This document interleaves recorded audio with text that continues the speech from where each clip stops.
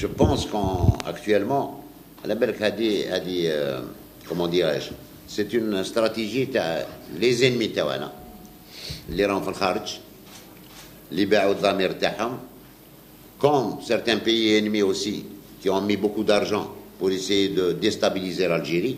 Donc à chaque fois pour quelque chose de rien du tout, on en fait un drame et on en fait un sujet national.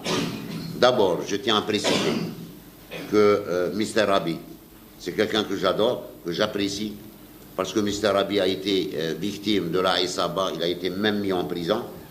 Il est sorti, il a continué à défendre le pauvre, l'injustice, il a réglé pas mal de problèmes grâce à ses interventions, et je vous dirais que c'est pas facile pour le travail qu'il fait, d'accord? Maintenant, Mr. Abi, c'est un Algérien qui peut être recruté n'importe où. C'est son droit c'est son droit. Il est algérien, il est patriote, d'accord? Et aujourd'hui, on est à l'ère des réseaux sociaux. Donc, qu'est-ce qui fait marcher aujourd'hui le monde? C'est les réseaux sociaux, c'est le lobby, d'accord? Vous avez la guerre de Gaza, vous avez vu l'information. Sur les réseaux sociaux, des Israéliens, ils ont mis même des systèmes et des logiciels pour transformer les paroles de Palestiniennes, du monde américain d'origine palestinienne, comme soutien à l'État d'Israël. Aujourd'hui, les réseaux sociaux sont là. Mr. Rabi est un patriote que je respecte énormément et je suis de tout cœur avec lui sur les attaques qu'il a subies. J'aurais aimé juste que personne, même lui, ne réponde à ces attaques parce que vous me posez cette question pour Mr. Rabi.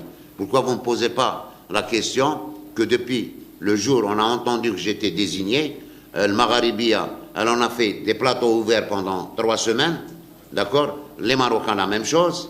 Les Harka, qui sont à Paris, ils en ont fait la même chose. Pourquoi vous ne passez pas à cette question?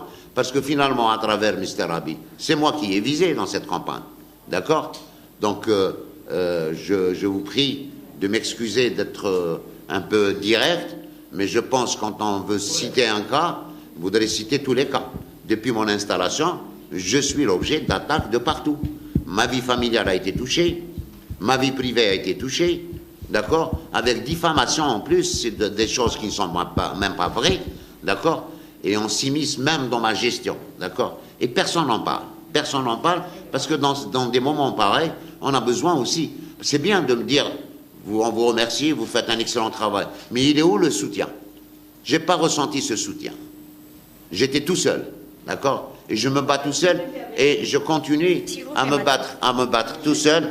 Oui, mais à me battre tout seul parce que tout simplement, c'est pas ça qui va me déstabiliser. Tout ça est fait pour m'arrêter dans mon élan. Vous avez parlé tout à l'heure, vous, par exemple, vous, de résistance. Il y a une résistance au changement.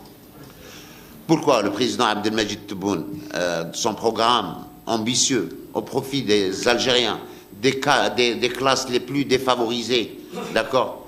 C'est pas un programme qui aurait pu mettre l'Algérie à l'abri pendant... Mais pourtant, lui aussi, il a rencontré de la résistance. Sinon, il aurait avancé. Combien de fois il a parlé de sa vitesse à laquelle il roule et que les autres sont en train de traîner derrière. D'accord? Donc voilà, moi, c'est pas ces attaques-là qui vont me déstabiliser. Je salue Mr. Rabi, son patriotisme, son engagement pour l'Algérie, pour les pauvres, pour les démunis, pour l'injustice, contre l'injustice, et je lui apporte tout mon soutien dans ce qu'il a subi, mais je lui dirai tout simplement, ça ne sert à rien de répondre à ces gens-là, parce que comment dirais-je, leur objectif est de détruire tout ce qui est patriote et tout ce qui est nationaliste, tout simplement, madame.